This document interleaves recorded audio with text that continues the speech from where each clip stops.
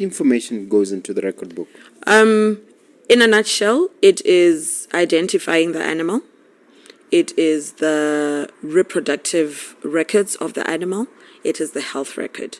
And then it is also the herd records, where you can input information of if you're treating the entire herd, for instance, then you enter that information for the entire herd. For instance, what would you enter?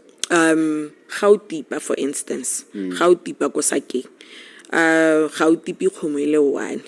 Wa go tipa lesaka lotlhe. So what then the information that you need is the categories, the herd categories. Ano tipa dinamane, ano tipa bo mmazone, ano tipa dipo, and then uno di tipa ka eng. The information, ya molemo, because that is one thing that we tend to forget.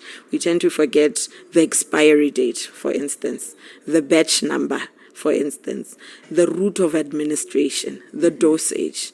Ha gongwe re leba ka matlhohela e be re re yena tla ke tshele 5 ml. But all that information, you are killing it, or you are even wasting molemo wa gago, because it's not going to be effective if you underdosed.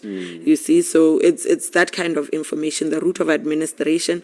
I'll tshwantse go tipa mo mokwatleng kana o tshwantse go enosa ha gongwe re tsa tipiela be re ka gore ke tipi go ra gore ya mo mokwatleng. And then the what you call it, the withdrawal period. How long do you have to wait? O no re no rekisa kgomo ha gongwe ne ba go e tlhaba mme no o itipa just a week ago.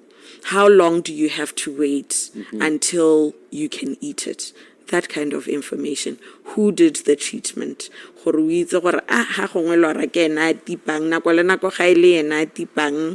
don't actually see the difference.